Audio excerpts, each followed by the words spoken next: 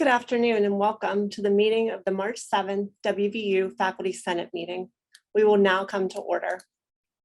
We have an addition to the agenda today. There is a 4-action item after my report of the declared candidates and nominations from the floor for Faculty Senate Chair-elect.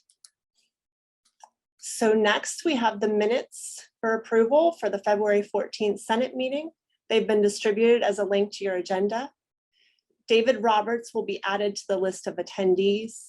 Are there any other corrections or additions to the December minutes? Okay, hearing no corrections, the minutes from the meeting are now approved. I am looking for President Gee. No? Okay, so we'll flip-flop and we will have Provost Reed share her report before President Gee.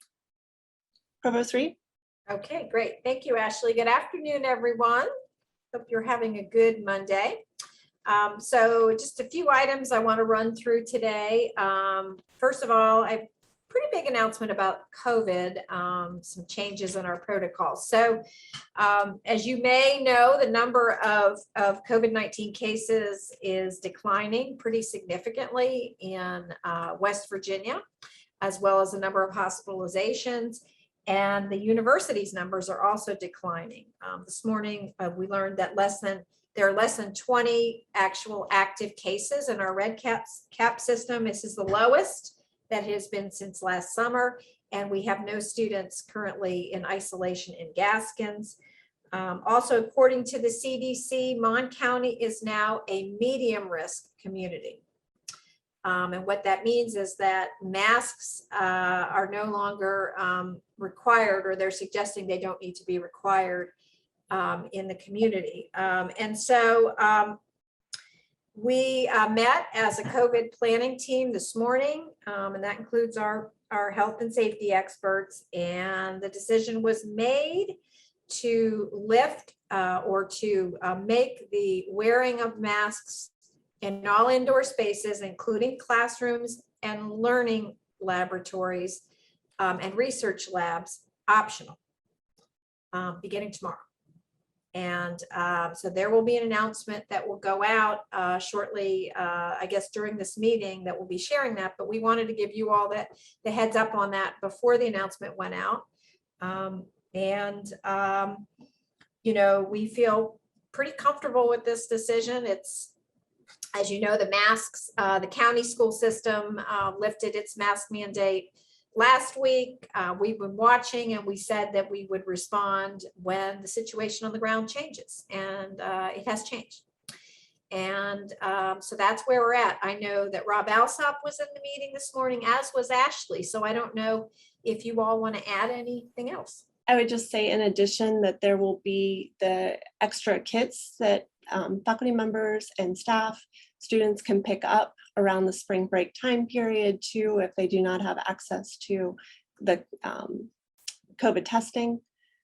So there are additional protocols being distributed throughout the university to ensure our safety. Yeah, and so I would just add,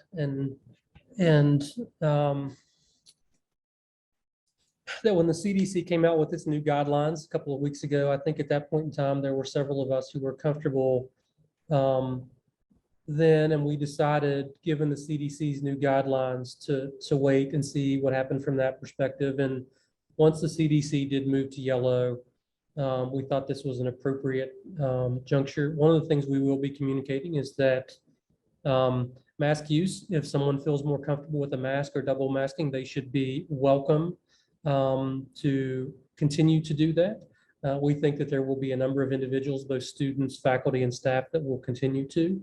But having gone through this over the past couple of years, I can tell you that over the past several meetings, we've talked about this as a leadership team and balancing everything, and whether we thought we had an environment to where we could make masks optional. And we do feel comfortable as a leadership team that this is an appropriate step to take moving forward. I know that it'll cause some discomfort for some, and as with COVID, with everything, there's always an adjustment.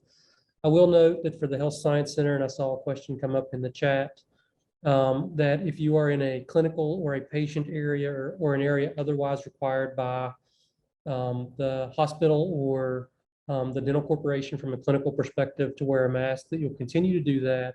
But if you're not in one of those areas in the health science center, in a research lab, or otherwise, it will not be, masks will not be required in those areas of the health science center beyond the reach of those rules. If you're immunocompromised or if you have any of those challenges, we do have a number of protocols and areas at the university to where if you believe you need an accommodation, you can seek one, and that's still that process is still in place. That's right. Thanks, Rob. And yes, if you go to the faculty.wvu.edu website, there's information under adjustments for COVID-19 that tells you how to apply, request an accommodation or a modification of duties.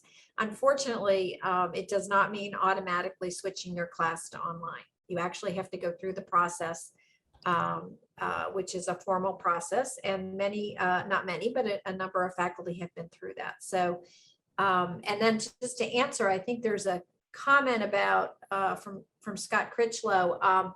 Less than 24 hours is not much of a heads up for faculty and staff. Well, sure, we recognize that, but the CDC just changed its rating of the county from high to medium risk. So we didn't have a lot of time to make that decision. And in fact, what I would share with you is that as soon as we announce that we are going to be doing this, then the masks are going to come off. So, you know, really, there's never going to be a perfect time to make that call. We have been talking about this in general with our deans, but we didn't pull the trigger until we knew that the CDC guidelines had changed. Provost Reed, are you seeing the questions in the Yeah, chat? I'm trying to look at Okay. them and decide what we haven't answered. Let me jump in. We are doing it as a system, so Beckley and Kaiser will follow the same guidance. And I think the one answer I didn't get to was, do faculty who are immunocompromised have the authority to impose their own mask mandates for the classroom? Again, the answer to that short answer is no, but if you are immune compromised and have not requested an accommodation, then that is something you may choose to do. I'm surprised that some folks haven't done that, knowing that that has been available to faculty and staff the entire time during COVID.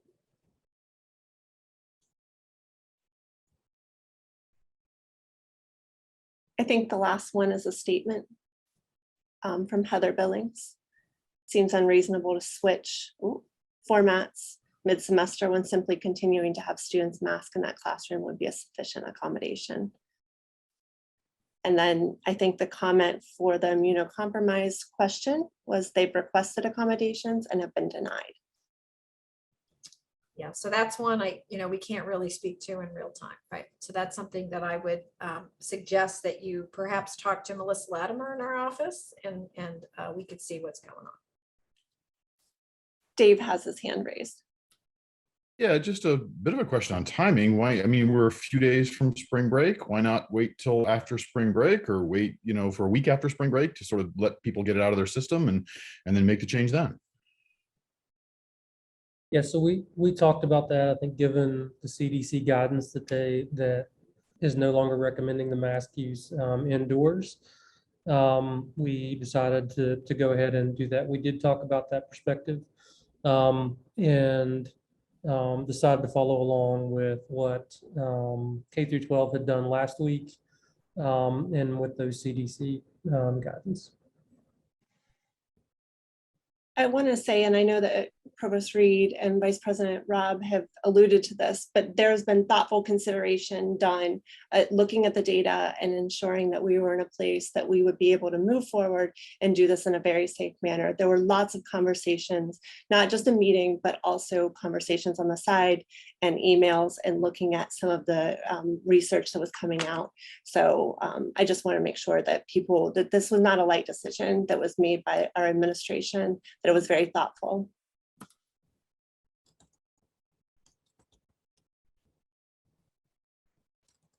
And just a reminder to you all, we're also receiving emails from people who say, when are you going to lift the mask mandate? So it's, you know, it's not one size fits all, though we do understand that there will always be concerns.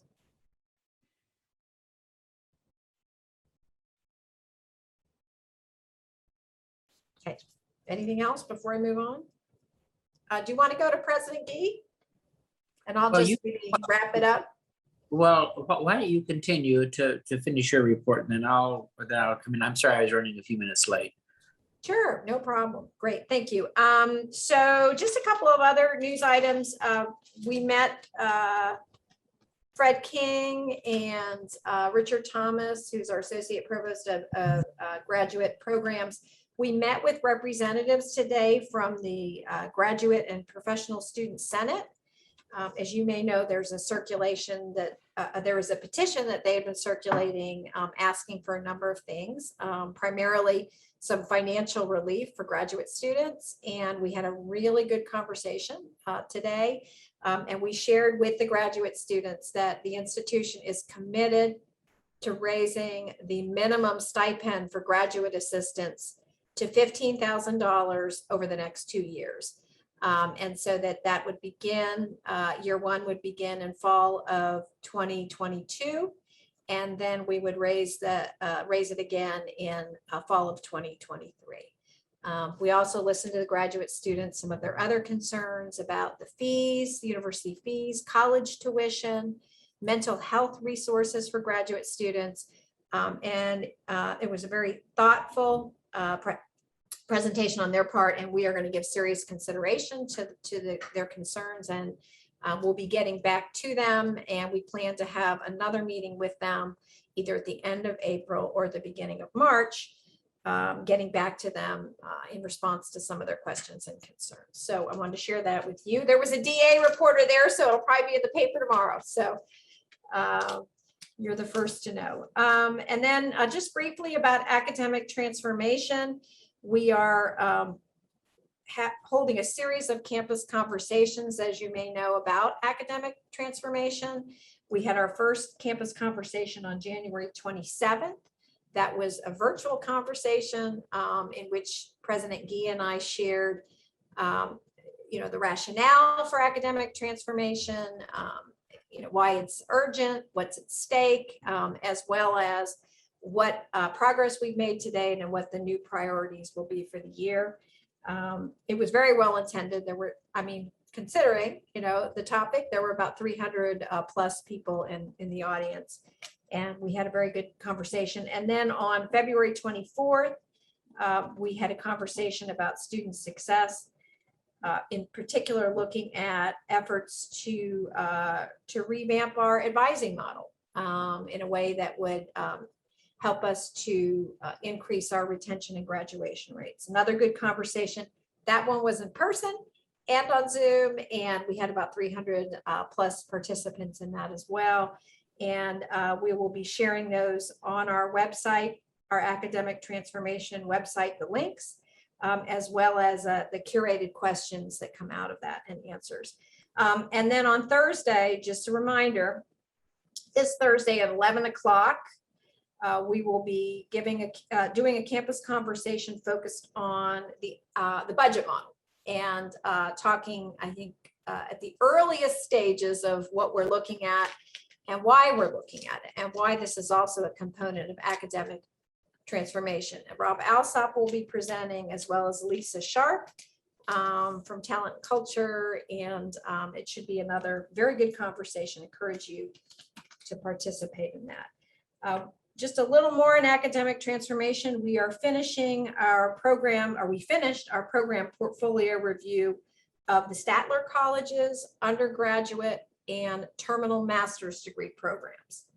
As you may remember, we did not include Statler last year because they were going through their accreditation process. But now we have completed that process. We will be sharing our preliminary recommendations, which include some programs of concern with the college. And when we do that, and when that information has been shared, we will also publish it on our academic transformation website. As you may recall, we removed the other programs of concern from the website because we were asked by those units to take it off the website so they could recruit students, and they were concerned that it would impact that. But we have to be fair and also share the information about engineering for a period of time. Two other items are three actually. Our search for the Dean of the College of Applied Human Services is fully underway, and the committee met with I guess a curated group of the larger list of candidates last week, and have identified an even smaller group for reference checking. And I believe the goal is to bring candidates in shortly after spring break. We are going to be conducting an internal search for the Associate Provost of Academic Personnel.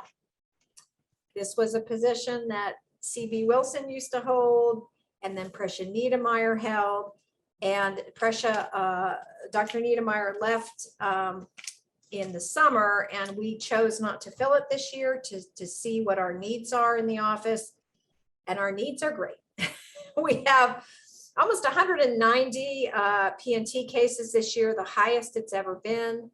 And we really do need help in order to cover our bases and to ensure that we are supporting faculty and in all ways, including through the P&T system. So that announcement should be posted on the website. It should be posted through Talent Culture tomorrow.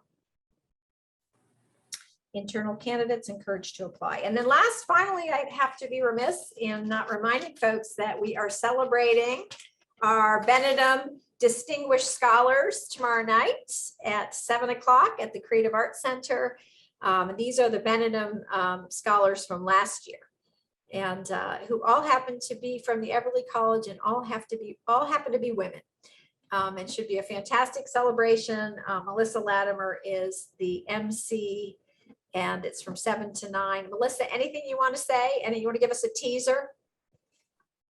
I've added some new questions this year to, try to catch them by surprise, more personal questions.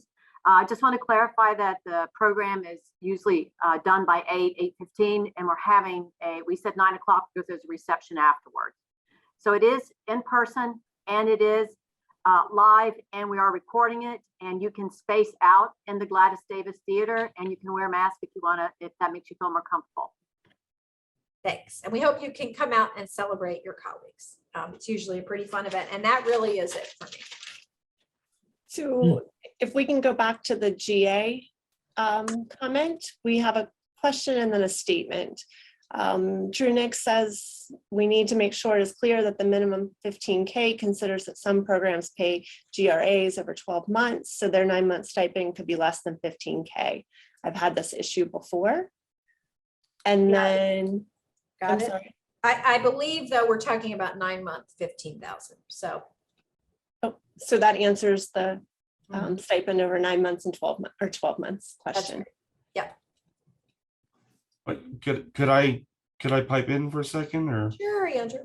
So yeah, I mean, the main issue is we pay a lot of our engineering GRAs over 12 months. So if we pay them over 12 months and we're required to do 15K, then we have to bump for 9 months, we have to bump their 12-month salary up even higher.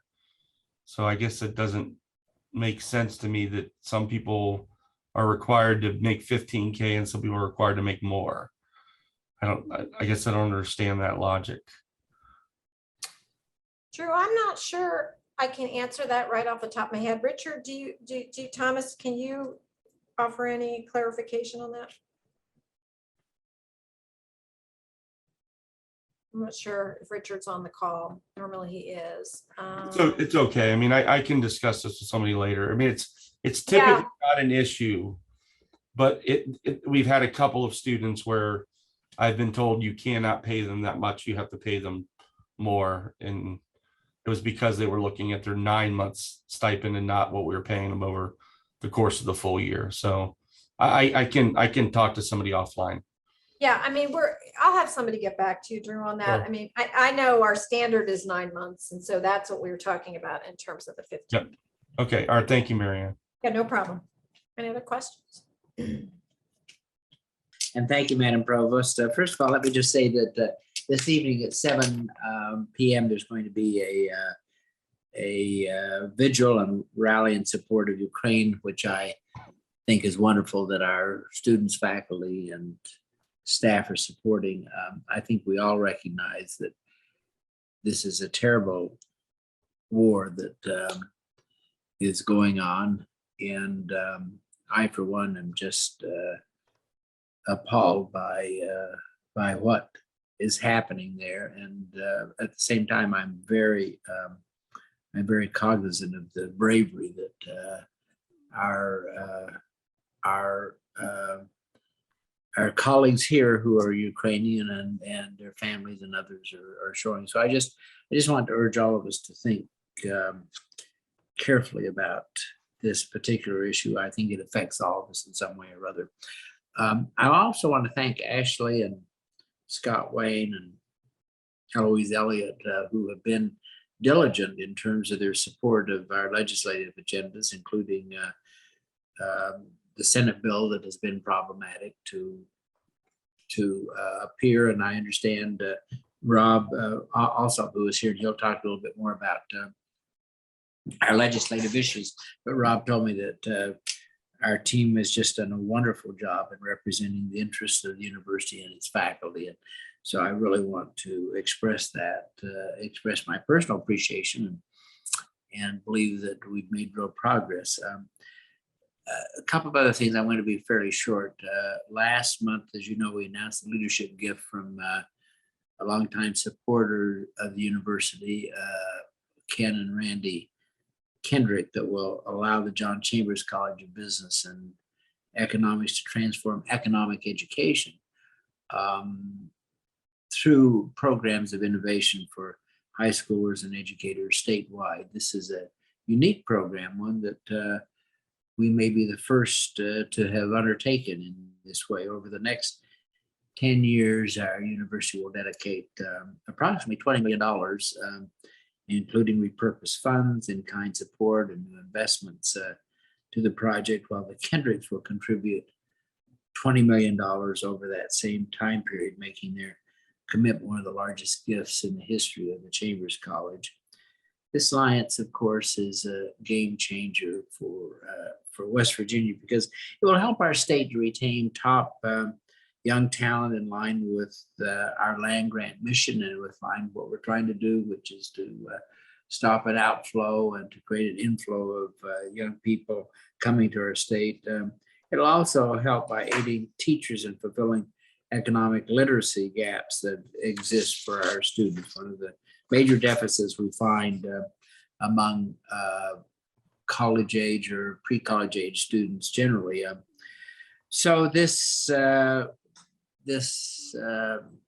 particular partnership with the Kendricks complements all the things and the broader context of what we're doing with academic transformation, and is aiming at us becoming a purpose-driven leader in higher education. That the reason I say that is that bring this point to you, all of you, is the fact that private giving is an essential part of who we are as an institution. We just held our University Foundation Board meeting, and our university continues to be very successful in the fundraising area. And these private dollars are essential. The difference between good and great at this university is the kind of private support that we get and the generosity of our donors. And on Wednesday, we will hold our 5th day of giving to support the university's greatest priorities. Generally, we focus here not on bricks and mortar, obviously, but we focus on the human support that we need to have for faculty, staff, and students, obviously. So scholarships, unrestricted funds at both the university and unit levels are something that we really support. in this day of giving. You know, we've had enormous success. We've had much more success than many institutions, many institutions larger than our own, although we're a very big institution. The first 4 years combined, the Day of Giving has raised more than $30 million to benefit our students and our programs. So this kind of record-breaking donor support of recent years reflects the belief that people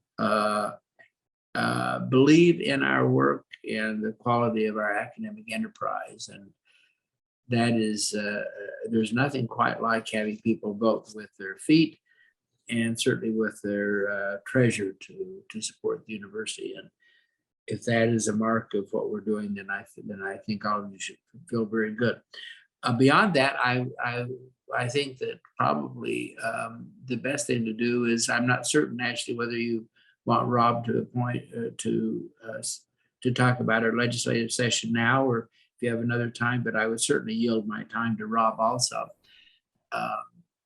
But before I do so, if there are any questions anyone would like to ask me, I would be happy to answer them. Seeing or hearing none, Ashley, should we turn over to Rob? I think we should turn over to Rob for an update. Great. Thank you, Rob. Thanks, Gordon. Good afternoon. So I do want to second what President Gee said. Scott and others who drove down to Charleston, I think Saturday, only as it usually happens for the bill not to make it to committee, and then again this morning. But they articulated the position of faculty really well, and I think it resonated on Senate Bill 498. So appreciate your efforts on that legislation. 498 is the, I think it's dubbed the anti-racism legislation. It's something we've talked about before.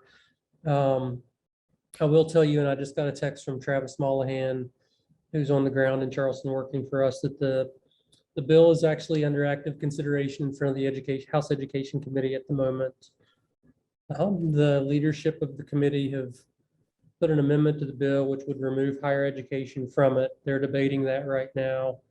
But we'll see how that goes. I will say the bill that House Education did relating to sort of critical race theory areas at the beginning of the session only dealt with K through 12 and not higher education. And I'll send a note, or if I get, can folks hear me? We're getting lots of feedback. We're having webinar problems, I think. Okay. So I think we just keep on going and Okay. hoping. I'll try to speak a little clearer. So we'll know more for Senate Bill 498 later on today, and we'll keep folks informed.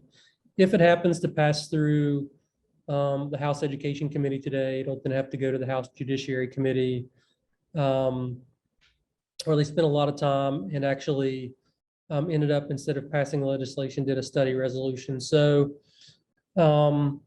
nothing certain as to the outcome yet, other than to say that I think the comments that are made that we did when working with the Senate Education Committee and that our faculty did today were well received, and we'll keep after it and raising and articulating our thoughts as it relates to Senate Bill 498.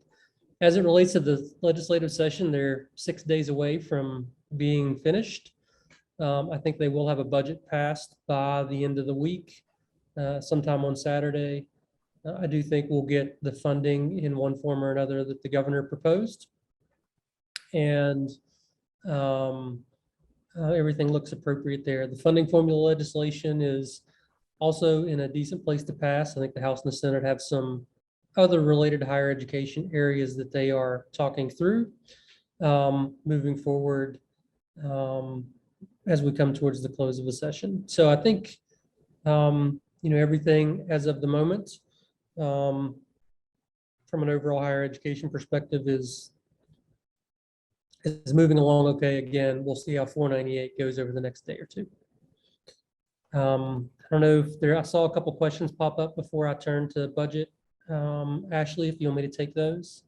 Yes, that would be great. I would also say if you're having problems hearing or connecting, if you could drop out of the meeting and log back in. We seem to be having problems. I'm really sorry about this. One of the questions is from Rose Casey. Rose, are you on?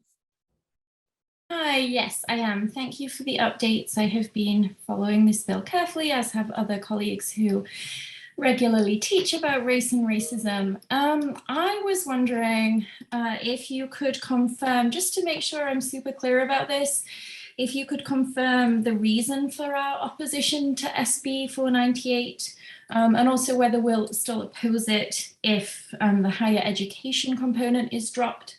My understanding is that the reasoning is about free speech, but I just wanted to clarify that because the bill itself is, from my perspective as someone who teaches race and racism and who will no longer be able to teach my courses in the same way if it's passed, this bill is pretty egregious. So if we could just clarify the reason for our opposition, I'd be grateful. Sure.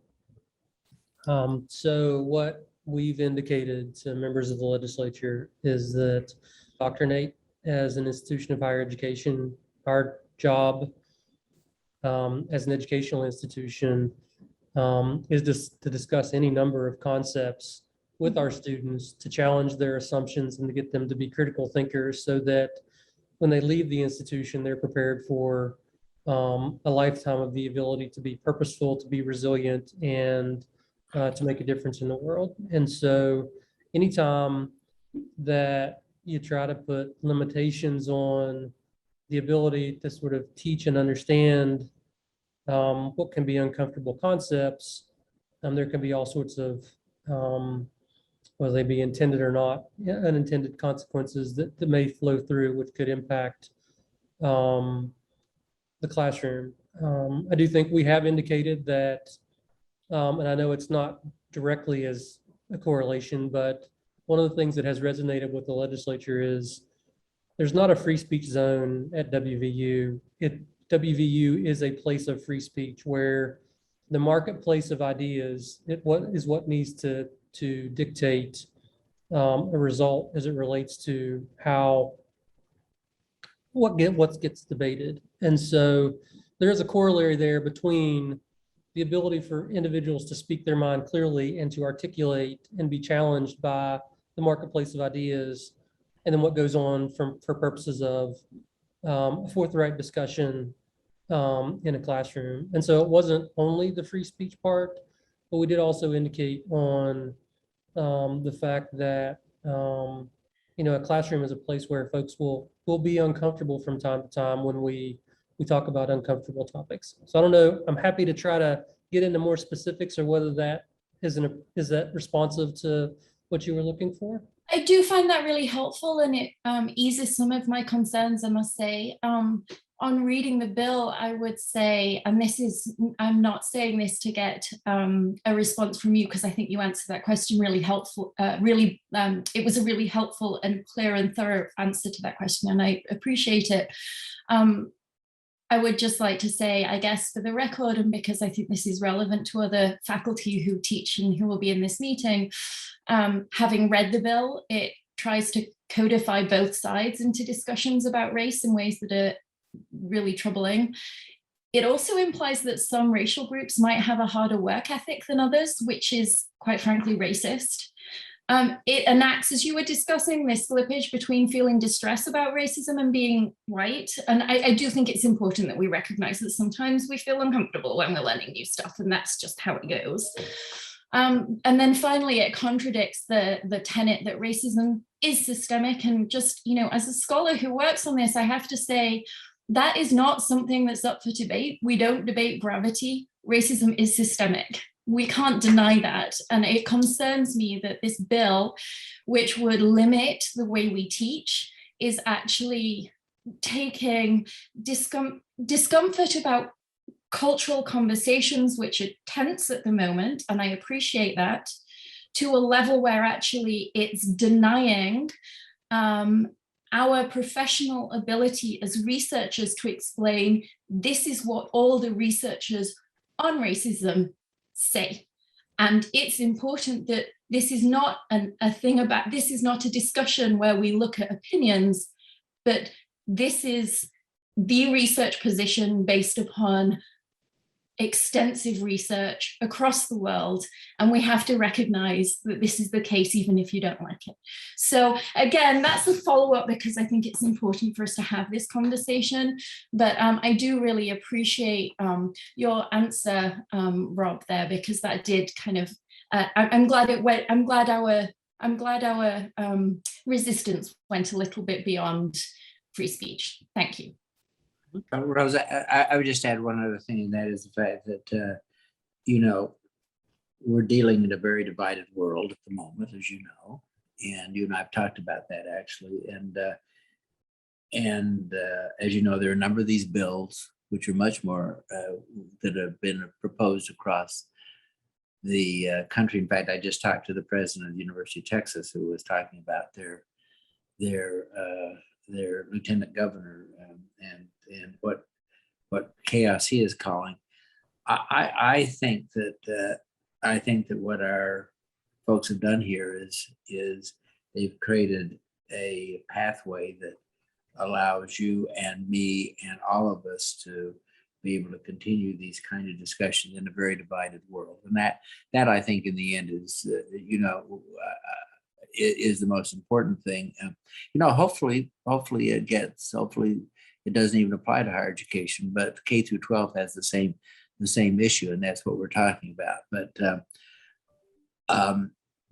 in the realities of the moment, I really appreciate the work that our faculty leadership have done, and certainly Rob and Travis and our team have done, because the initial bill was really quite distressing. It was distressing to me from my lawyer's hat, which was that that it had proposed that students could sue faculty, a variety of other things that I think would have had such a chilling effect on our ability to be able to have the kind of open and constructive discussion. So I really appreciate your point. I want to make it very clear, but I also want all of us to understand that we have, I think that we have found friends at the legislature that have helped us navigate this.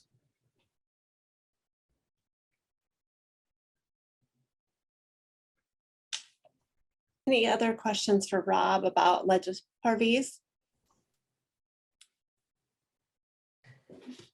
Yes, thank you.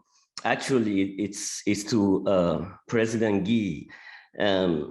Since Rose brought that up, I was thinking about this donation of the B&E, and I did not ask question but no, it ties to what Rose brought up. So there are these forces outside that are trying to change our way of life because of their political belief. And, like we know, late Koch brothers gave a lot of money, including the WVU, to change their curriculum and for certain ideology. And so I hope this $20 million is not trying to do that. That's all. It's just a comment. Thank you. Yeah, I appreciate that, Parviz. No, this is really focused on K through 12 education. It's about economic education, and I think that actually I think it's a very good idea. It's something that I believe that will lead in terms of what we're doing. So yeah, it's a very fine line we draw between ideological giving and just generosity, and I think this comes off on the side of a strong belief that this is a good thing for the students of our state. Thank you.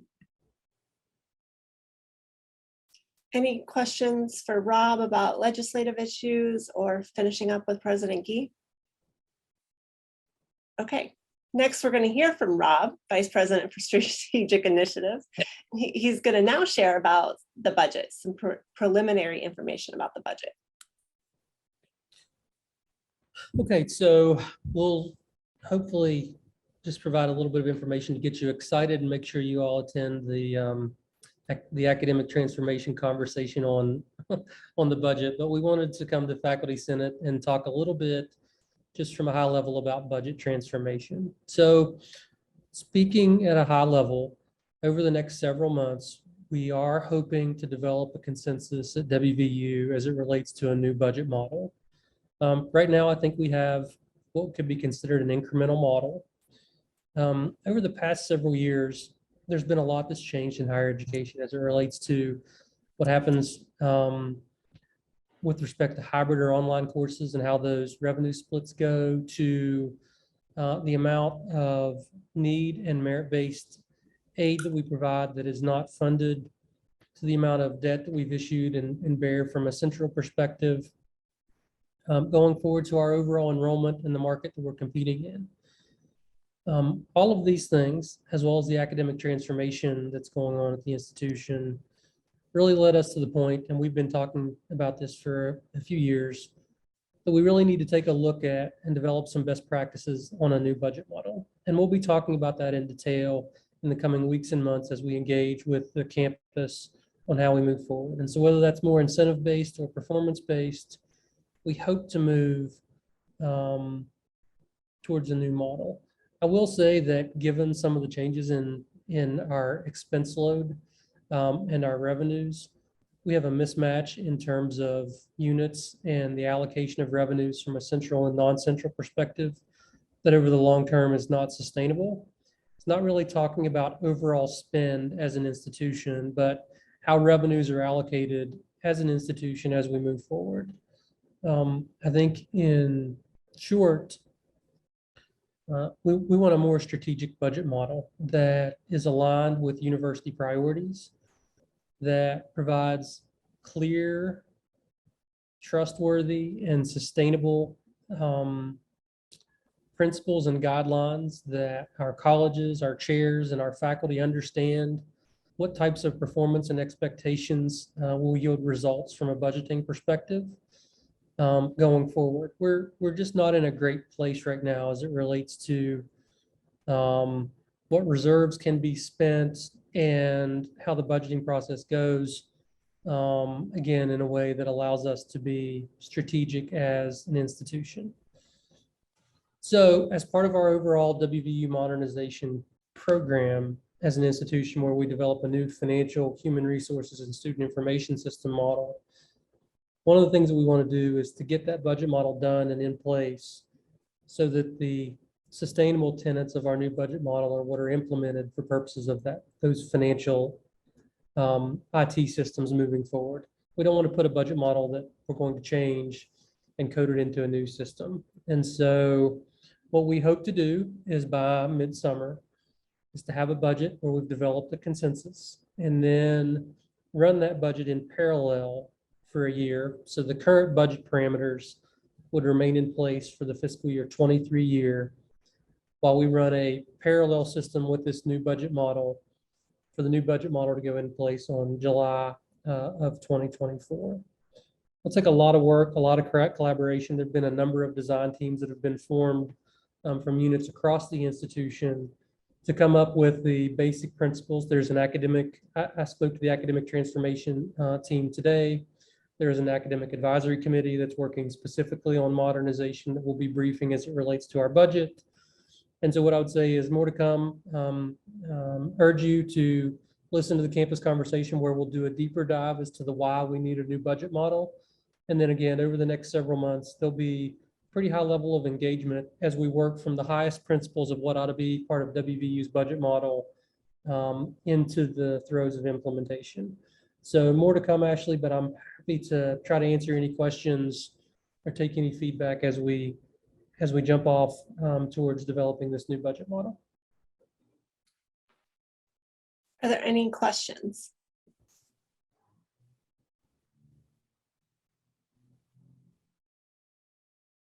Okay. All right. Thank you, Rob. Thanks, Appreciate Ashley. All right, next on the agenda is Melissa Latimer, Associate Provost for Faculty Development and Culture, and Chris Staples, Executive Director of Academic Personnel. They will be sharing information about the workload document that the Rewards and Recognition Committee has been working on. Melissa, Chris. Thanks, Ashley. Good afternoon, everyone. This item is for information.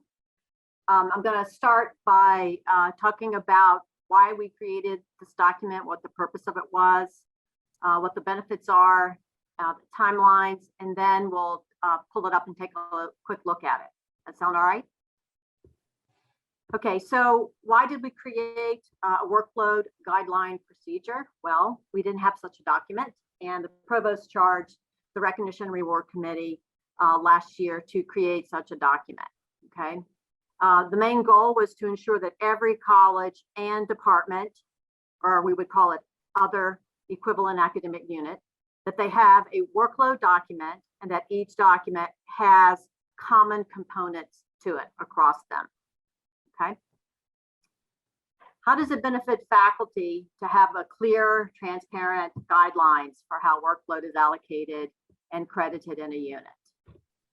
Work that is equitably distributed and recognized supports faculty well-being. It moves invisible work and those who do it into what counts. It also positively impacts faculty scholarship. Higher faculty well-being is a predictor of engagement, retention, morale for faculty. It also decreases burnout. Perceptions of fairness influence outcomes and interactions. A transparent workload system can more easily meet institutional, college, unit, and faculty needs at different career stages by utilizing different talents and passions. A system with clear expectations is critical because it helps set the bar, but it also provides flexibility, so there are different ways to get over that bar. And one more thing in terms of equity. Equity does not mean that everybody has the exact same workload across campus, but what we're aiming for is consistency in terms of what counts, that things count the same in the same units, and possibly within the larger units like colleges when possible, okay? And so just to talk a little bit about the process that was used to create the document and who's weighed in on it so far. This document started with the work with Chris Staples and Preston Niedermeyer. Chris, do you want to talk about some of the early work that y'all did before it actually came to the R&R committee? Absolutely, Melissa. So as we've done with other academic transformation initiatives, we took a look at the Big 12 peers and also some other peers, including Wisconsin, Virginia Tech, Ohio State, and Michigan, to get an idea of what they had within their universities as it pertained to workload guidelines. And from there, Melissa had picked it back up and she started taking a look at also the University of Maryland, Mississippi State, as well as Michigan State to develop what we have to share with you today. So this document originated out of the Faculty Recognition and Rewards Committee, but what it looks like now is not exactly what it looked like when it came out of that committee. And the whole purpose of us sharing this document and other documents or processes that come out of academic transformation is that when we get feedback from different constituents, that we actually modify and change the document based on that feedback. And so that document is not exactly the same when it first came out of that Faculty Recognition and Rewards Committee. And that was in May of 2021. It was shared with the provost, vice provost. We were working with an external consultant. Her name is Carrie Ann O'Meara. She's considered the national expert in terms of faculty equity and workloads.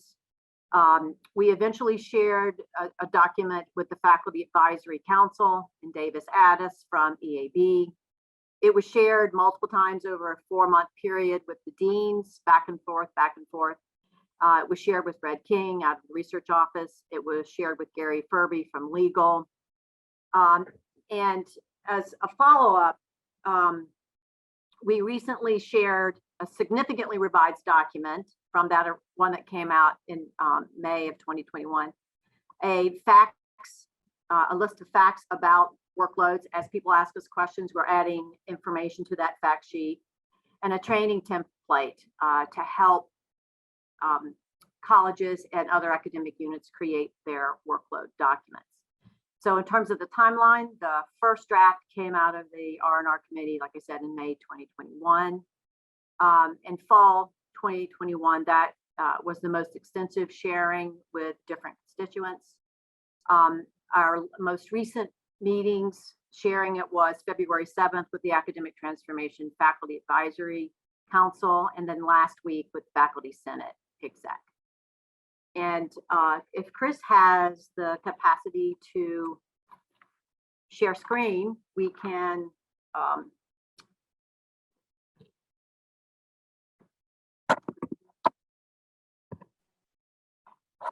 Yes, he can. You could Thank share you. screen, Chris. appreciate it. Yeah, so the document is going to be on the website, the PNT website. Okay, so I'm just going to start by, thanks, Chris. Start by pointing out that this currently is for Morgantown campus, and health sciences is excluded from these procedures. Now, having said that, I just want to let you know that Louise Veselecki has been working with the deans in health sciences to determine if our general document is appropriate for them, how, why, and how it needs to change. And so that's in process for health sciences. It's focusing on Morgantown campuses to begin with because it's the largest concentration of classes.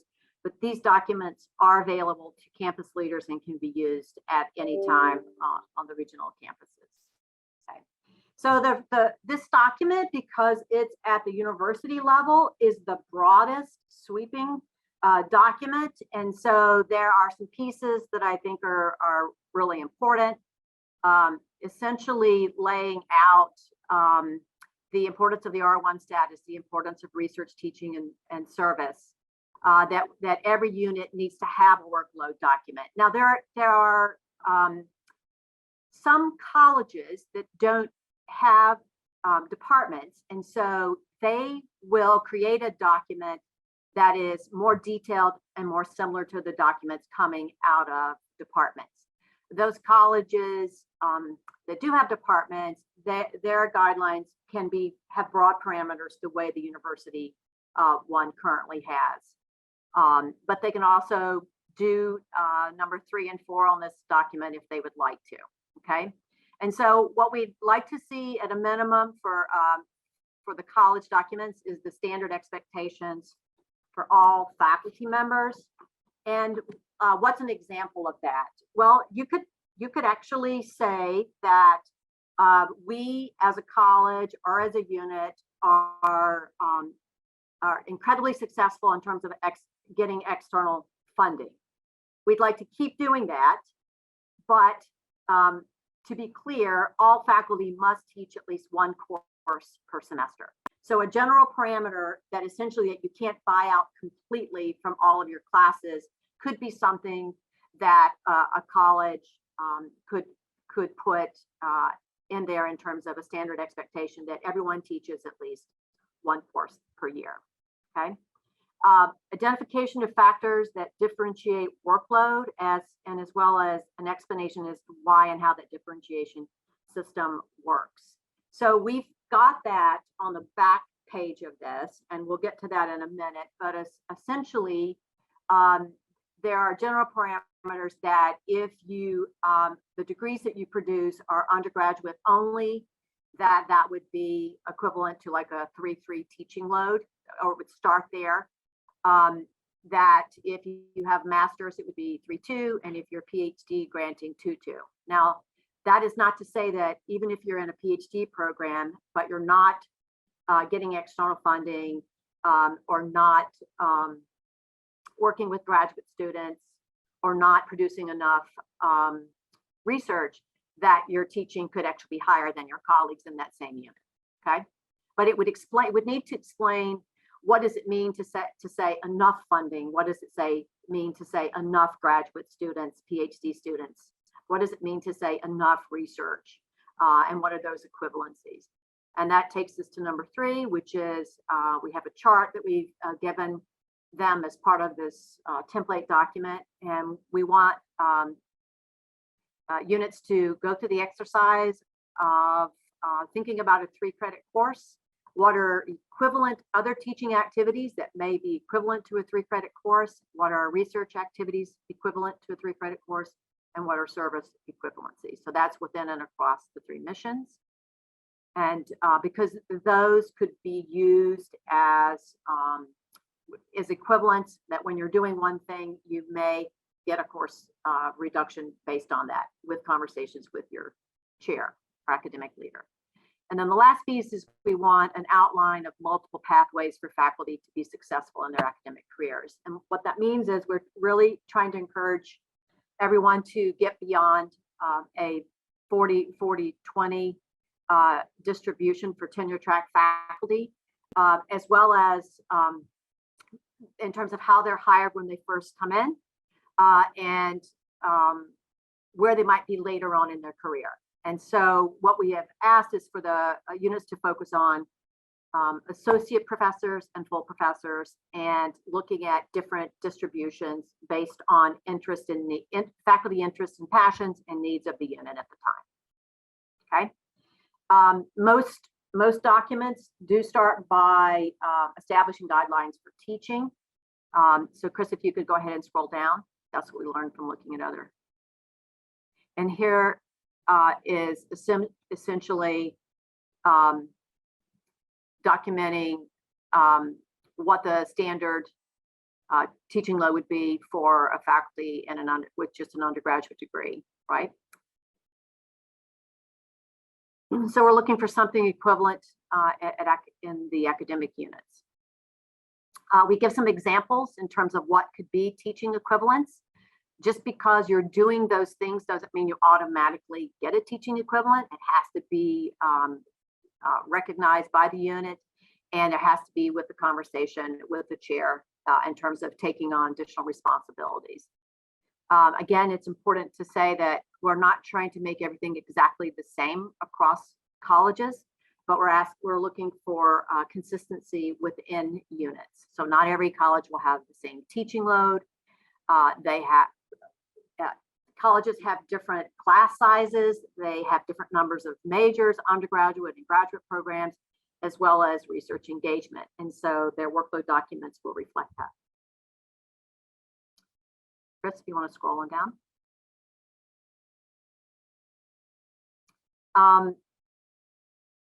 In general, the timeline that we're looking for, we have asked colleges to have their documents drafts to us by April 15th. And we know that's asking a lot. We're just trying to set a timeline and start the process. And we're looking for academic units to have theirs done by May 15th.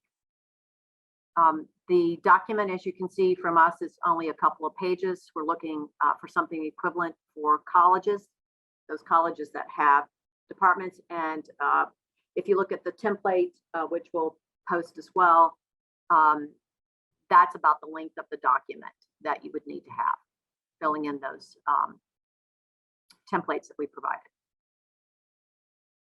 Chris, you want to stop sharing and let's see if they have any questions? Looks like Frankie has her hand raised, and then Lindsay Reinhardt. Hi, Frankie Tack, College of Ed. Hey, Melissa. Just wondering, I saw on that bottom of page 2 and top of page 3, it looked like there were some statements of guidance relative to tenure track and teaching faculty. What about guidance relative to service faculty? Also should have those as well. I'm sorry? Each unit should have those as well. For all faculty, they should have guidance for all types of faculty that exist, even if they don't have them in their unit. I was just saying I didn't see that in the document. I believe it's in there.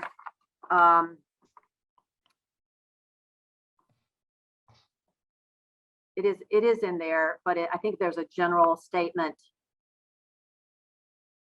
Hold on a second.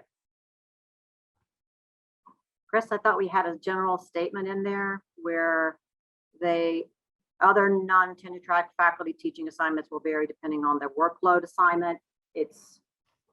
Colleges need to have clear guidelines for the teaching assignments of service, extension, and/or librarian faculty members. It's the second to last paragraph, so it is in there. Yeah, I'm just aware that, we currently don't have guidelines, and there are vast differences. And I know there's not that many SAPs, but there are vast differences in how that's handled.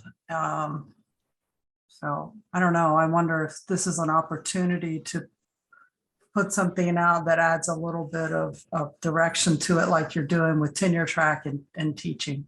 Yeah, I think the work that the R&R committee is doing on the actual revision of the P&T document, there is extensive text that's been added talking about service and talking about service positions. And I think it does try to have examples, that we do try to have examples in there, a wide variety of examples from across the campus to see all the different possibilities.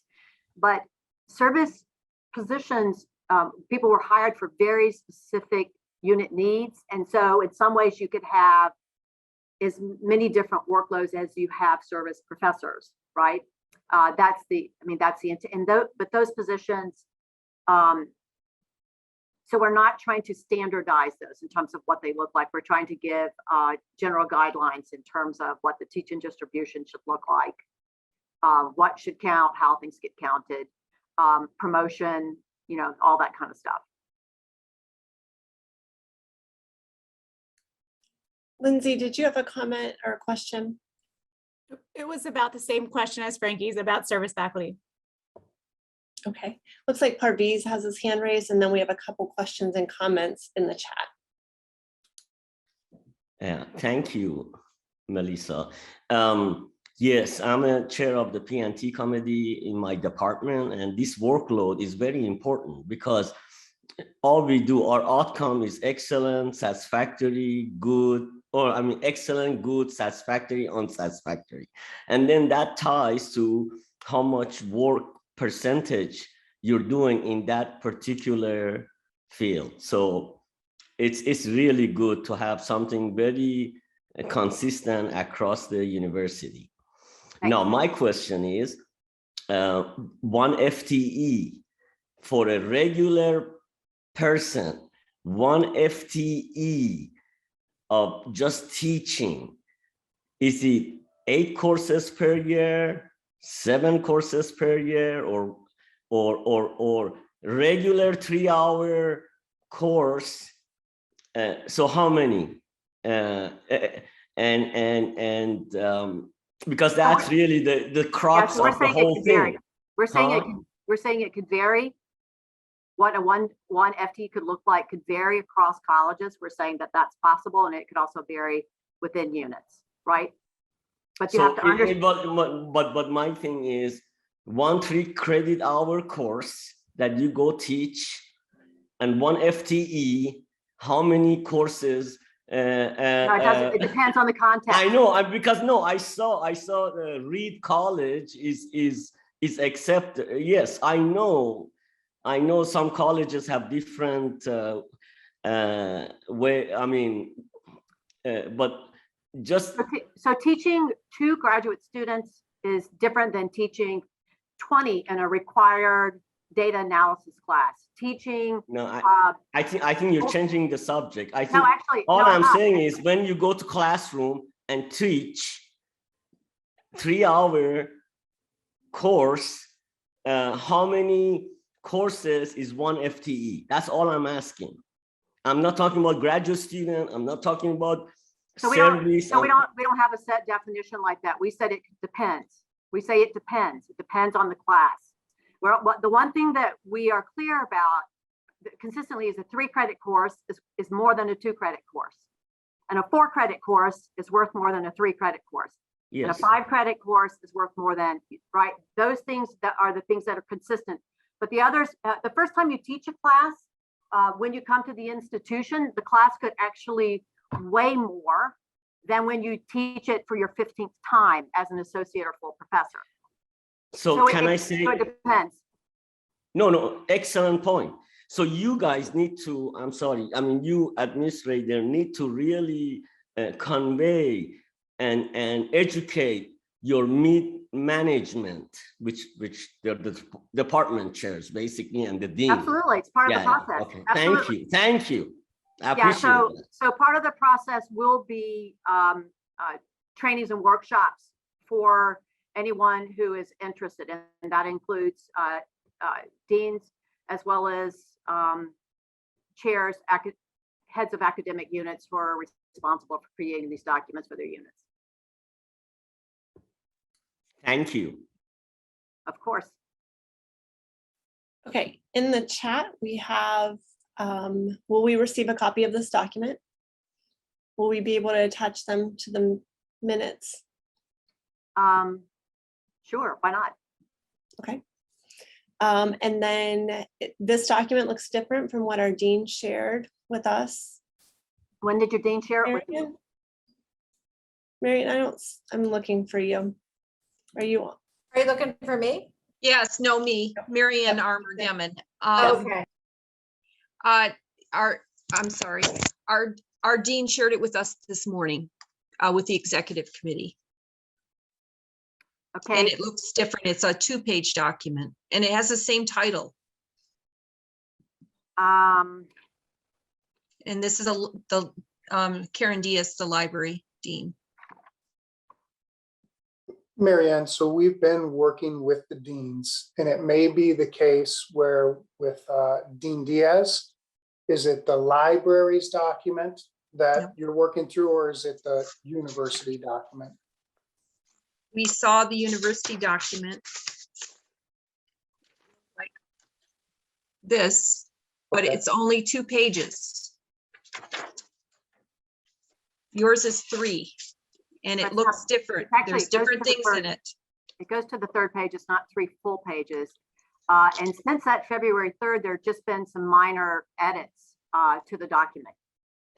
Okay, so that was from Yeah, that February. doesn't change the substance or the requirements. There's just been some minor edits. Okay, thank you. Okay, thank you for that example. Teaching a new course as opposed to teaching it for the 15th time. That's really helpful, and I'm glad we're doing this. We have the question, when will workshops take place? Soon. Yeah, this spring. Okay. We'll get them. So there was no point in scheduling them and announcing them until we had shared this with Faculty Senate Exec and with Faculty Senate. Okay, one 3-credit course with 120 students should be equal, I would say, to 2 3-credit courses with 40 students, or 3 3-credit courses with 40 students. Not necessarily. I mean, it depends. It depends on what unit you're in, and also depends on the conversations. So if you're talking about at the college level, or if you're talking about within your unit. So it could be that your college, in the very first statement, it says pretty clearly that we have to make sure that we continue to meet our R1 status and meet the teaching mission, which is to offer courses so that our students, undergraduate and graduate, can complete on time. And so just because a class has 3 times more students doesn't mean that it's worth 3 times as much. And so those conversations and sort of standardizing how people get credit have to happen at the department level after you receive guidance from your college. So as a follow-up to the same person, in engineering college, many faculty have suffered in workload while teaching large sections. So just to clarify, what is your timeline for this? Are you looking to receive these from units this May? Yes.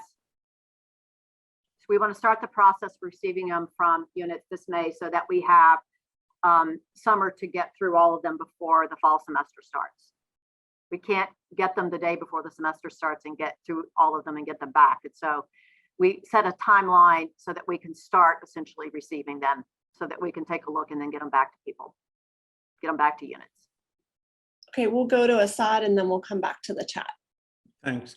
When you're referring to faculty workload, what is the reference? Is it 15 hours per credit hours per semester, 12, 9? What is the reference? Thank you. So it depends. That's the best way to say it. Is it depends. Well, I It depends understand on it what depends. college you're in. It depends on what campus you're on. It depends on what unit you're in. It depends on how productive you are relative to your colleagues within those units. So Depends on- is it up to each unit to put, let's say, one unit says 9, one unit No, says 12? No, the college will set a parameter for you and you must be within the parameters of that college. So it's based on the college then? So College put, just like P&T, the university document sets the overall. I parameter. understand that. Yep, and then the Not- college can set more narrow things. They could actually say, everyone in this college teaches at least one course. You can't buy out. They could set that parameter. They could also say that on average, the standard course load is 2.2 for highly research engaged faculty in PhD programs. I understand that, but one college maybe said 12 credit hours. That's a reference. One maybe said 15, one may say 9, right? Is it up to the college? It's the mission and the needs of the college, right, in terms of its teaching mission. Thank you. And that's contingent on like numbers of students, numbers of majors, all of that, right? We Plus, also- courses We they also provide. approve these, right? We will approve them, so there isn't, we're not gonna allow for just crazy, permutations of this. We want there to be some consistency, but we also want there to be room for sort of individual differences. So there is no uniform reference for overall. That's No. correct.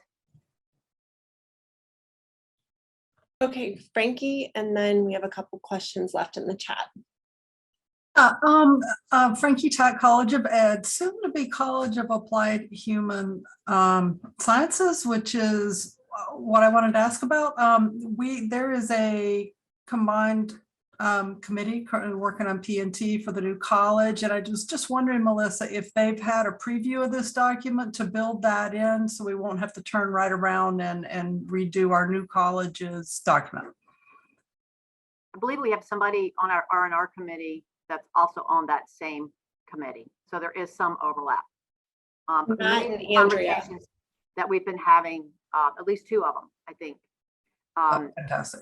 Yeah, but the conversations up to this point have been confidential, so they have not been able to share out with any of you. Sure, that's fine, as long as that's happening behind the scenes, and then, yeah, the schools will be taking it up Yes, from there. yes, Yeah, that- thank you.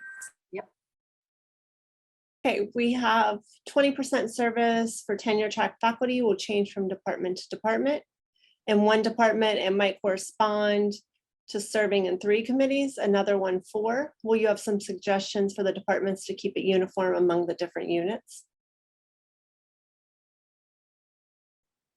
Will we have suggestions to the college to keep it uniform or to the department? Sorry, I asked that question to the departments. Okay, Or so, the college they belong to, say the math department or physics department. okay, so within your unit, so that's math or physics, right, or sociology for me, 20% service might not look exactly the same for every single person. It could be different. Like what I do, I might spend a lot of my time with my service being external, right? But a unit could say you have to have it at every level, or you have to have a certain number of committees at every level. And once they make those guidelines, those are the guidelines that are used essentially in assigning workload year to year. And they would be written down and transparent so that people could see it, right? So we're not trying to make people have the exact same thing in that 20%.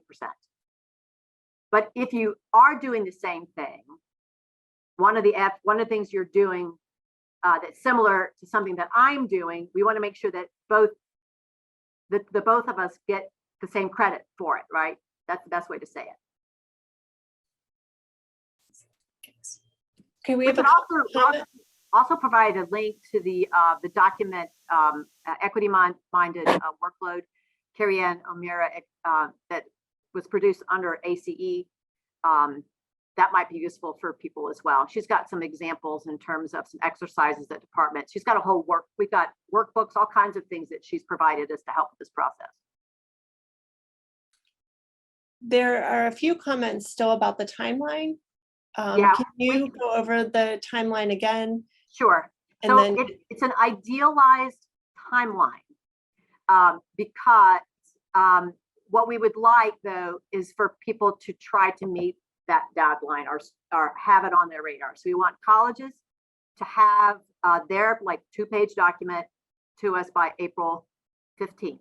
All right, so that's coming from the deans, and we've already received a few of those drafts, and we're just giving them feedback, and you know, they're continuing to work on those. Okay, once those get done, those will be shared with the faculty within those units, and then you would have those units would have a month essentially to get their document done. And again, I think once you see the template, it's got directions in there and it tells you the different pieces that you have to write and how to do it. I think you'll see that it's the document is not going to be page and pages, right?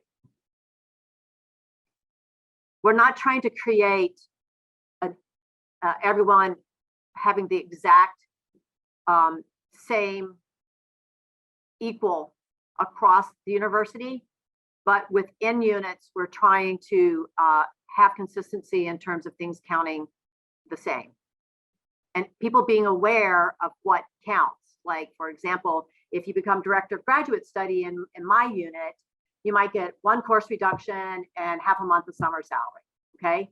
Anybody else who's being a director of graduate or undergraduate should get the same deal, and it should be clear to people, how does one actually get that position? Do you tell the chair that you're interested in it?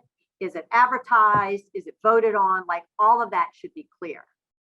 And when possible, as much as possible, some consistencies throughout a college. Now, Eberly has a lot of different disciplines in it, a lot of diversity. And so it's not, we're not expecting them to have everything count exactly the same across their college, but it makes sense, like in the College of Law, it makes sense in the College of Media to have more consistency. okay, we have one more question with their hand raised and then we can wrap up. Parviz? Yeah, thank you, Melissa. I mean, this is a tough task, but I think it goes back to what I said earlier. You have to have some litmus, some baseline that everybody goes by. So for instance, 1 FTE, if we decide as a university, 1 FTE is 8 courses of 3 credit hours per year, then you can go back. You're doing service, okay. Do you want 1 course out?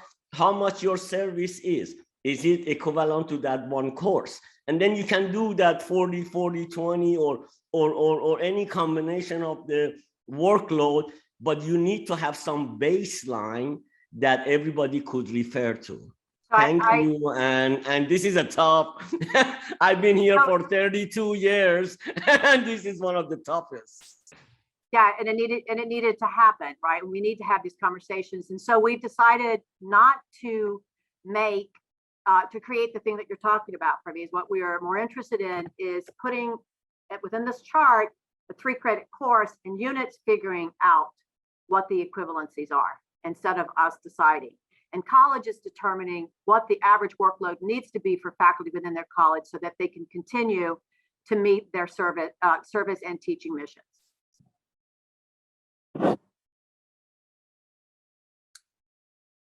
Okay. Thank you, Melissa and Chris. We appreciate your time. Of course. If people continue to have questions, you can direct them to me and I can filter them through to Melissa and Chris. But we appreciate your time and your committee's work on this document. All right, so next up is my report. the Faculty Senate Inclusion and Diversity Committee is excited to be in the process of creating a diversity, equity, and inclusion toolkit for teaching and learning. Please reach out to Stephanie Hines, chair of the committee, to submit your ideas. WVU has multiple ways to support students in distress. Please check out the Carew Center website on communicating with students in distress. There's an additional flyer at the bottom of the webpage that will be included in the minutes next week with tips and contact information. Please, if you have any questions, reach out to Tian Hawkins. An Amazon link to donate to the RAC, the student food pantry, was included in your email with the agenda. The items will ship directly to the RAC. And then the Faculty Senate will be hosting a Red Cross blood drive on April the 13th. If you're a regular blood donor, please try to coordinate your schedule with this one. If you would like to volunteer, please let me know. Tomorrow, you will receive your senator ballot for your constituency. Please vote. This will be open until March the 11th at 5 p.m. The last item is that the Shared Governance Committee met on Friday. Dave, would you like to give us a little update on the Shared Governance Committee? Sure, I can just speak briefly. It was sort of an organizational meeting. We're just trying to get off the ground here, even though we're already partway through the semester. We're meeting and organizing to do that. We're reviewing our past research, and we'll move forward to sort of integrate that into the future. We have an undergrad TA working for me who can do some stuff for us. We're hoping to meet fairly regularly, review what other Big 12 universities and some other peers are doing, and move forward and try to start discussing what we look like compared to others and make some suggestions about how we can change our governance structure. I'll exceed my authority slightly and offer some more positive than just placeholding news, and note that we have interviewed 3 finalists for Judy Hamilton's previous position. And I think it's in the hands of the HR gods now to actually attempt to hire somebody, and hopefully we can get some help on the Senate side here. Thankfully. So you won't get different times on your agenda and things like that. So we appreciate your patience as we're working through that. Okay, that's the end of my report. We will next move to nominations for Faculty Senate Chair-elect. Frankie Tack from CEHS, Jared Sims from Creative Arts, and Suzanne Godson Kitchen from BNE have declared their candidacy for the Faculty Senate Chair-elect. Any other nominations from the floor? You can self-nominate or nominate a colleague. Parviz, Yeah, is this in actually, I relationship? have my hands up and question to you. So, no, this is nothing to do with the Senate Chair-elect. It's we used to submit statement with our ballots, because I'm going to be on ballots. But I didn't receive any information of my statement to put on ballot. Have we gone away with that? Parviz, with the limited people that we have, with Judy's position being absent during this time, Thank you. I understand. We're working within the constraints that we have. I appreciate that comment, though. Okay, any further nominations?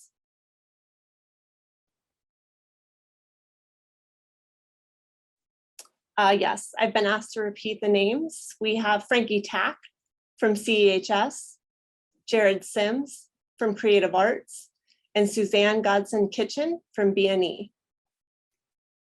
Are there any other nominations from the floor?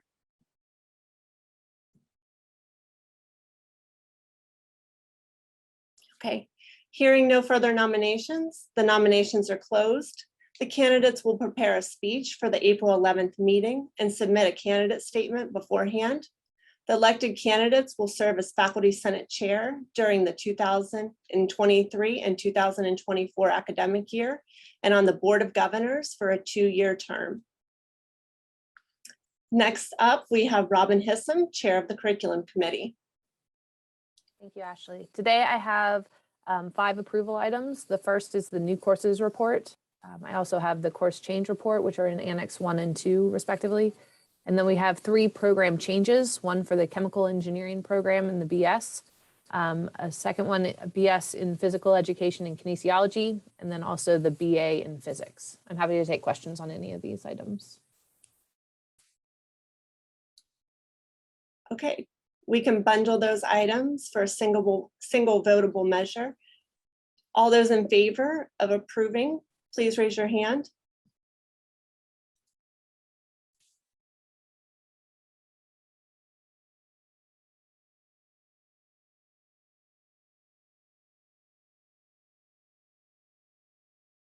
Okay, it looks like we have 63. Please lower your hands.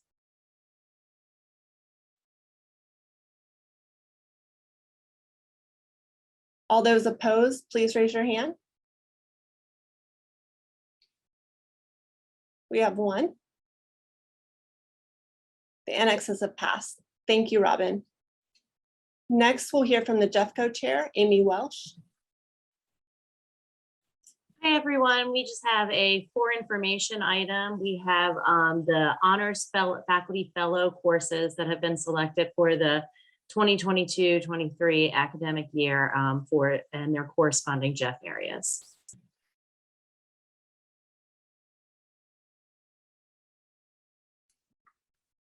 Thank you, Amy. I was just making sure that I didn't miss something in the chat. Sorry. Next, we'll hear from the TACO chair, Marina Galvez Peralta.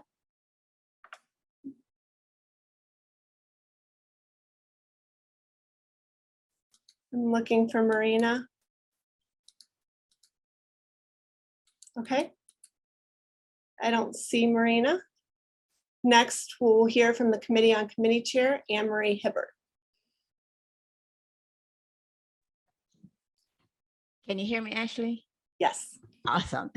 So I have 2 approval items. The first one is a change to the service committee. I'll just have I'm happy to take any questions on that. It's Annex 4. Yes, we're going to separate these. So she's just presenting the first one. Any questions for her? Okay, all those in favor approving the curriculum committee appointments, please raise your hand.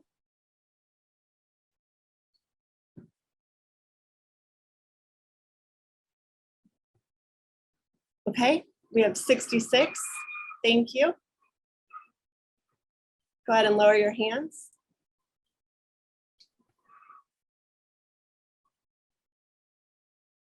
All those opposed, please raise your hand. Okay, we have none. Anne Marie, will you share about the constituency for the College of Applied Human Sciences? Okay, I will try, Ashton. You can help me out if I leave anything off. So this is, as required by the Constitution, we need to establish the new College of Applied Human Sciences effective July 1 and abolish the current CHS and CPAS, but we need to have that approved now so we can have them on the ballot to have new senators elected for this new constituency. So it's Annex 5 and it's attached to the agenda for approval. We're doing this at this time since we're running elections, so the elections will actually be for the new constituency. The new constituency will not be in place until July 1st, though. All those in favor of the new constituency, please raise your hand.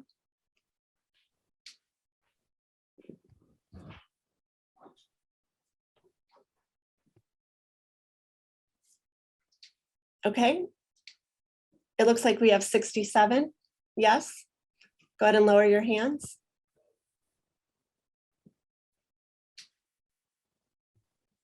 All those opposed, please raise your hand.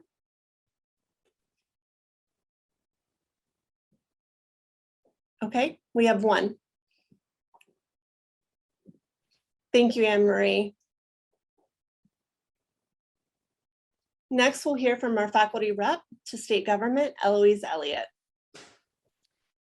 Thank you, Ashley. Well, as you know, and Rob has alluded to this as well, that Senate Bill 498, the Anti-Racism Act, has been of top concern over the last few weeks. We did feel like it was going to potentially be over in the Senate, but it was not last Wednesday. It was passed on the crossover day, the last day it could be passed out of the Senate, and went to the House Education Committee this past Saturday. And so the Faculty Senate Executive Committee did approve an email that was sent by Ashley on behalf of the Faculty Senate Executive Committee. And it outlined just a few of the main points of why we were opposing that bill. And those included the role of a college campus is to provide a place for free and open debate and to help students be critical thinkers about our world, that we believed in local control. And we think that issues like those raised in this bill are better addressed by the Board of Governors of each institution. We also mentioned that, to our knowledge, these types of issues are not occurring at state institutions of higher education, and that we believe that the bill indicates a fundamental misunderstanding of how ideas of race, ethnicity, and gender are being examined, discussed, and debated in university courses. So it was pretty general, but still we wanted to make a statement early on. So that was sent to the House Education Committee members. So Scott Wayne went down on Saturday for the first meeting of the House Education, but he didn't get to speak. So thank you, Scott, for doing that. And then this morning they called for a public hearing at 7:30 this morning. So Scott and I were there for that in the House chambers, and along with three of our faculty members, Rosemary Hathaway, Carrie Carpenter, and Bonnie Brown. And I thank them for being there. They were very helpful in helping to make the point from a professor's viewpoint for teaching these classes that this bill really does affect. So there were 27 people there voicing their opposition. There were 3 that were in favor of the bill. 2 of them were married, so I don't know what that means exactly. But basically, many of the points that Rose made in her comments a few minutes ago or a while ago were voiced by many of these people. There were lots of a variety of responses opposing the bill, which I thought was very helpful. We thought it was going to be voted on today in the House Education Committee, but I'm checking my text messages regularly, and Travis Mullahan said that they're still discussing it. So he thought that it might not even move at all today, and that would just make the timeline longer because it does, as Rob said, have to go to judiciary. Judiciary would have to pass it by Wednesday because there's only 3 days left in the legislature. So the timeline is very short. We have indications to believe it's not going to go anywhere, particularly for higher education, but we can't ever be sure. So we do have a resolution prepared that we're going to ask you, the Faculty Senate, to approve so that we have it ready to send if it does move on to out of the House Education Committee. So that concludes my report for now. Ashley. Any questions for Eloise?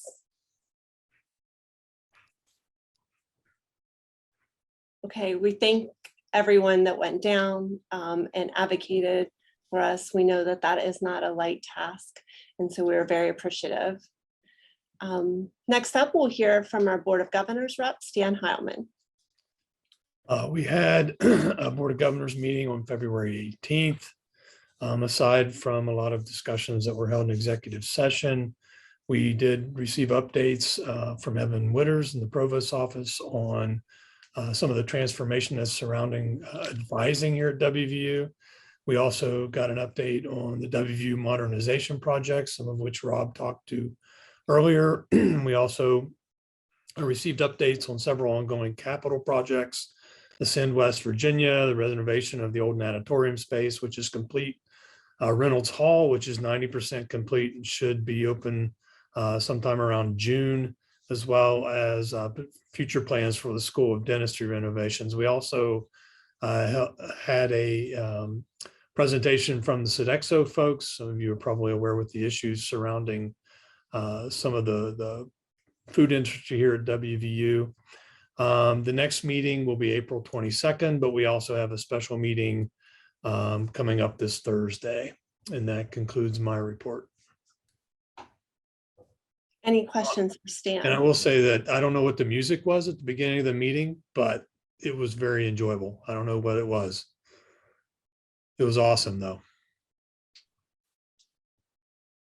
Robin, did you have your hand up? Nope. Okay. I was trying to clap to Stan's comment about the music, but hit the wrong button. Sorry. I think Julie and Eric Merrill and Julie Black could get us the playlist for that, Stan. Great. All right. But Thank it's not you. as good as mine.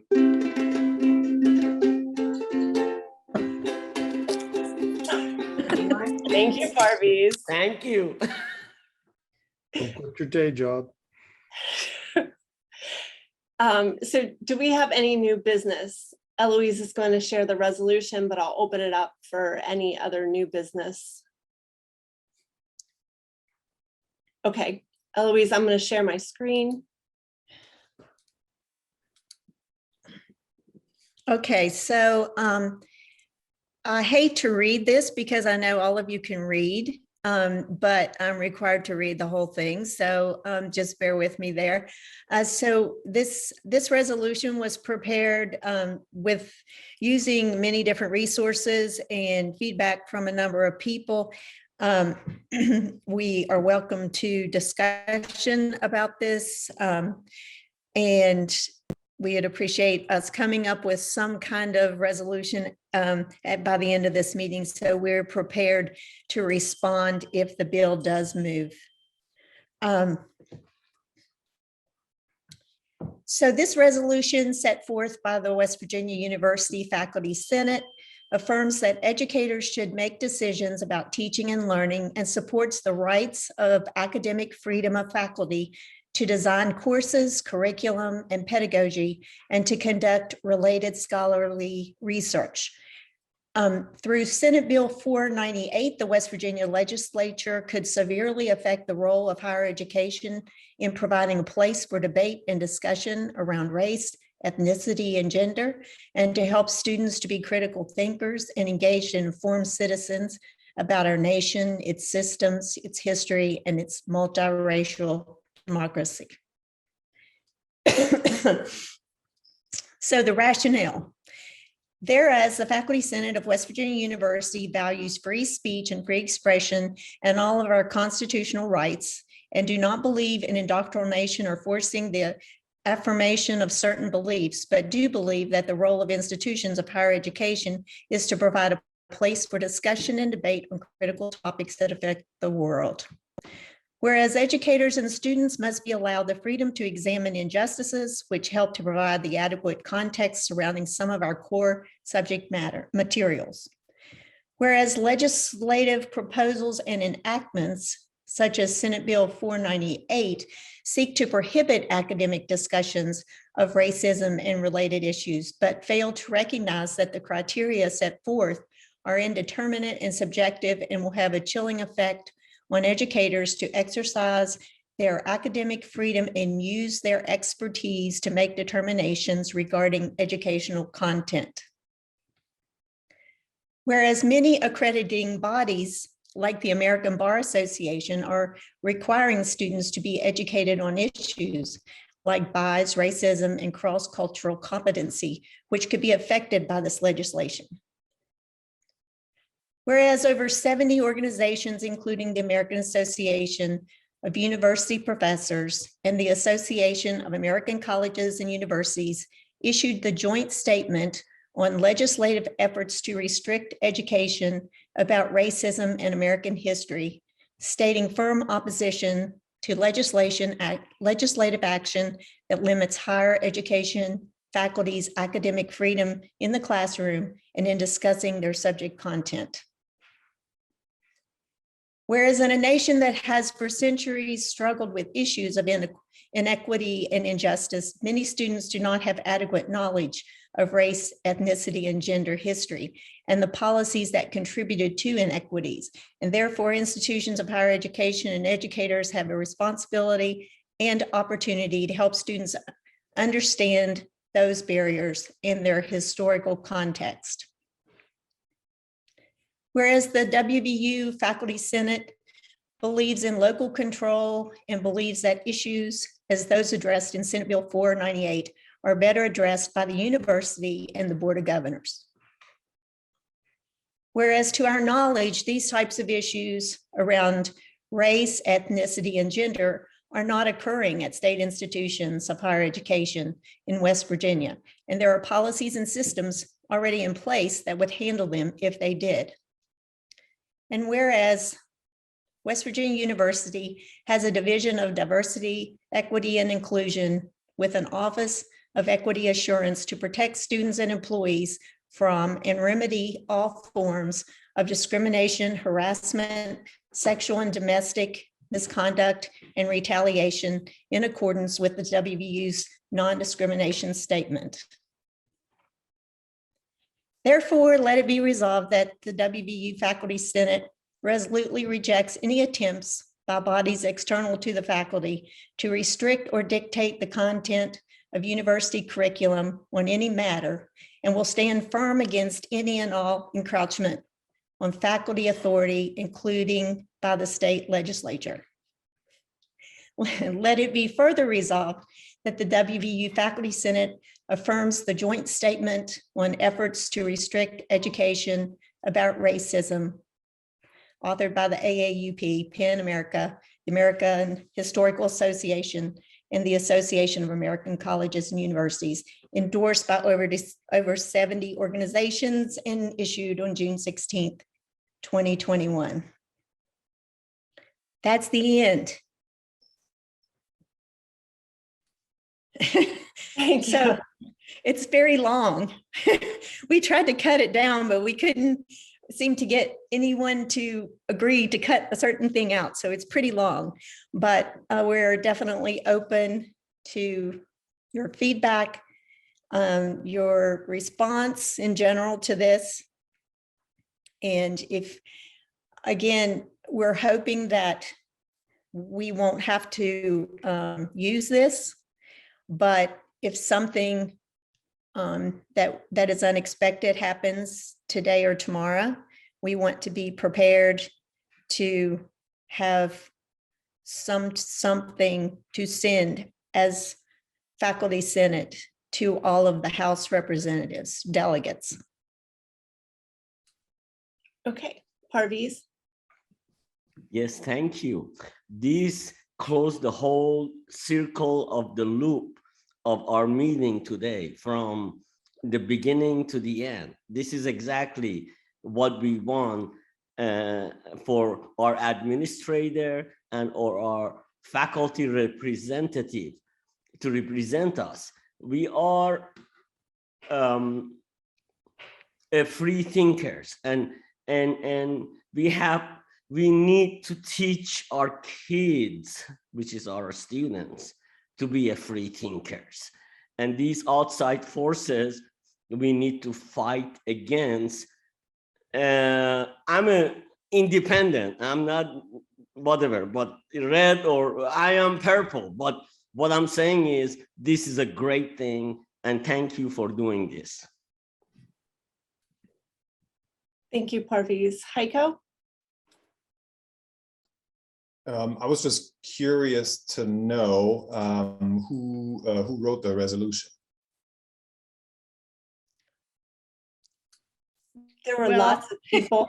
Yeah, I put it together using a lot of different references and got lots of opinions from a lot of people before we finalized it. Okay, well, thank you, Eloise, and everybody who worked on it. I think it's very well written. Thank you.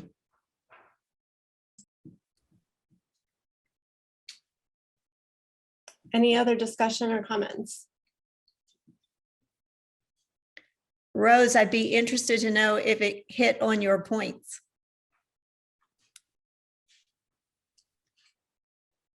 I'm charging my mouse, so I had to unplug it. Yeah, this seems really good. I'm really glad to read this. I really hope that the bill doesn't go through for our K through 12 as well, of course, not only for the sake of my own children and friends' children, but also it's going to be a lot harder to teach students if they arrive at university and have even less understanding of the complexities of our contemporary society than they often do already. But yeah, this was good and I appreciate this. Thank you. Thank you. Yeah, we debated about that in terms of should we address the pre-K through 12 situation too, but you know, we decided it would be better if we fought for higher education and let the K through 12 advocates and their representatives to do that, only because we didn't want to make it too complicated, you know. Any other questions, comments? Okay. All those in favor of the resolution on academic freedom to teach about race, ethnicity, and gender, please raise your hands.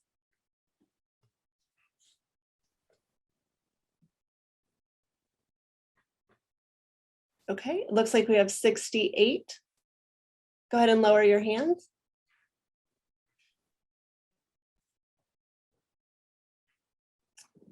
All those opposed, please raise your hand. Okay, thank you. We will wait for guidance from Travis and Rob to see where the bill is, and then we will move it forward if necessary. Thank you for your thoughts today. Thanks, Eloise. Okay, do I have a motion to adjourn? Yes, so move. Barbies, do I have a second? Excellent. Have a great week. Take care.